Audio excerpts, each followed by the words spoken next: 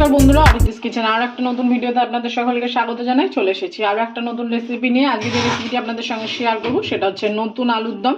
এটা ছোট ছোট আলুগুলো, এগুলোকে আমরা প্রেসারের সিটি দিয়ে নেবো, তারপরে আমরা এটাকে রান্না করব।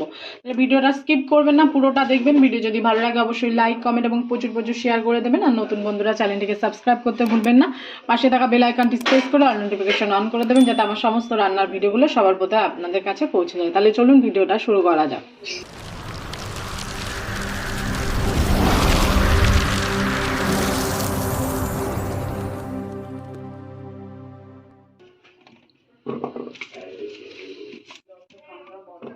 আমরা প্রেসার কুকারে আলুগুলোকে নিয়ে নিচ্ছি। আমরা পরিষ্কার করে আগে আলুগুলোকে ধুয়ে নিয়েছি।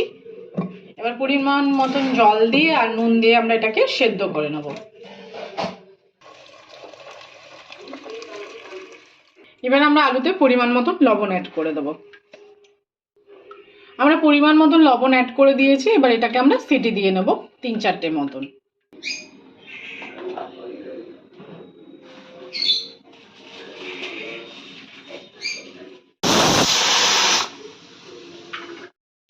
আলু আমাদের সেদ্ধ হয়ে গেছে। আলুটা ঠান্ডা হতে হতে আমরা একটা মশলা বানিয়ে নিচ্ছি। এখানে আমরা আদা, চালমগজ আর কাঁচা লঙ্কা নিয়ে নিয়েছি। এটা একটা মিহি পেস্ট বানিয়ে নেব।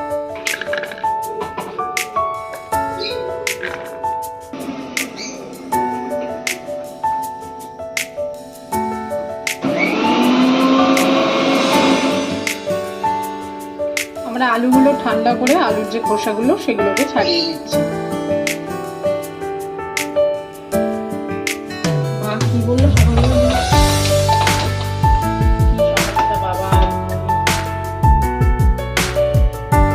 আমরা আলুর খোসাগুলোকে ছাড়িয়ে নিয়েছি। এদিকে আমি সমস্ত মশলাপাতি রেডি করে নিয়েছি। এদিকে ফোড়নের জন্য রেডি করে নিয়েছি আর ভাজা মশলার জন্য রেডি করে নিয়েছি। প্রথমে আমরা মশলাটাকে ভেজে নেব।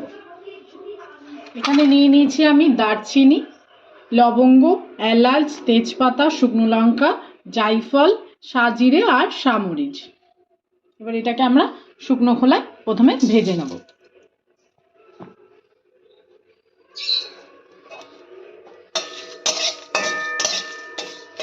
শুকনো খোলায় আমরা মশলাটাকে টেলে নিয়েছি। এবার এটাকে আমরা গুঁড়ো করে নেব। এই কড়াইতে আমরা দিয়ে দিচ্ছি সাদা তেল। তেলটা আমরা ভালো করে গরম করে নিয়েছি। এবার এতে আমরা ফোড়ন দিয়ে দিচ্ছি গোটা জিরে, তেজপাতা আর একটা শুকনো লঙ্কা। এবার ফোড়নটাকে আমরা ভালো করে ভেজে নেব।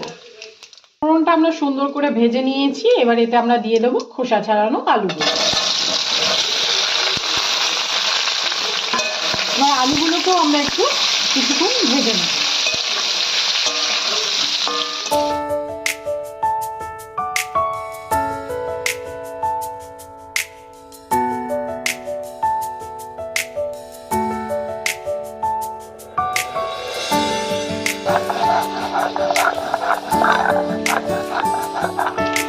আমরা আলুগুলোকে কিছুক্ষণ ফ্রাই করে নিয়েছি। এবার এর মধ্যে দিয়ে দিচ্ছি আমরা পরিমাণ মতন লবণ, দিয়ে দেবো পরিমাণ মতন হলুদের গুঁড়ো,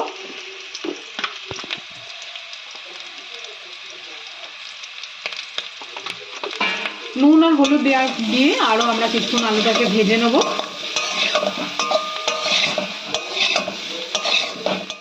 নুন আর হলুদ দিয়ে আমরা আলুটাকে কিছুক্ষণ ভেজে নিয়েছি। এবার আমরা এর মধ্যে দিয়ে দিচ্ছি মটরশুঁটি।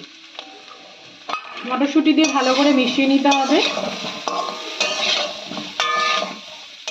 শীতের দিনে এই নতুন আলুর দম লুচি, কড়াইশুঁটির কচুরি এবং রুটি দিয়ে খেতে খুব ভালো লাগে।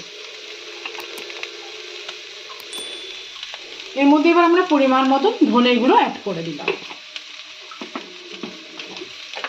দিয়ে দেবো জিরের গুঁড়ো 1 চামচ মতন।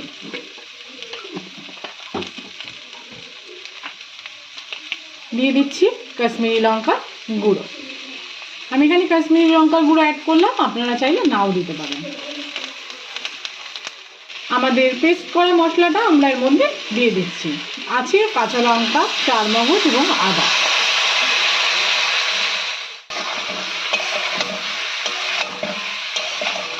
আলুর সঙ্গে সমস্ত মশলাপাতি ভালো করে মিশিয়ে নিতে হবে।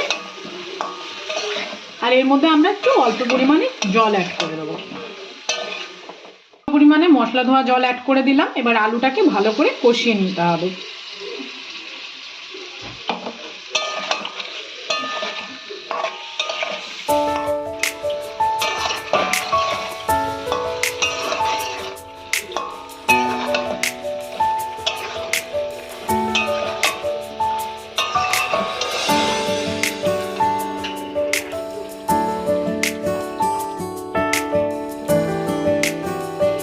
মশলাটাকে আমরা ভালোভাবে কষিয়ে নিয়েছি। ঠিক এই সময় আমরা স্বাদটাকে ব্যালেন্স করার জন্য পরিমাণ মতো চিনি অ্যাড করে দিলাম।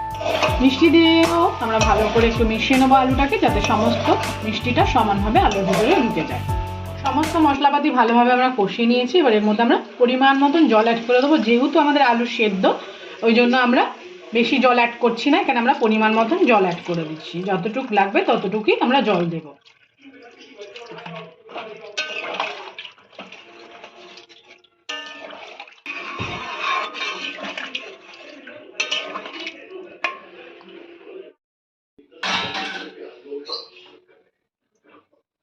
আমরা পরিমাণ মতন জল অ্যাড করে দিয়েছি। এবার এই সময় গ্যাসের ফ্লেমটাকে হাই করে দেবো।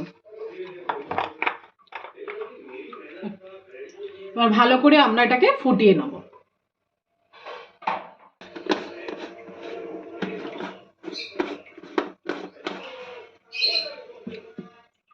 তৈরি হয়ে গেছে আমাদের আলুর দম, নতুন আলুর দম। এবার উপর দিয়ে আমরা ভাজা মশলা ছড়িয়ে নামিয়ে ফেলবো।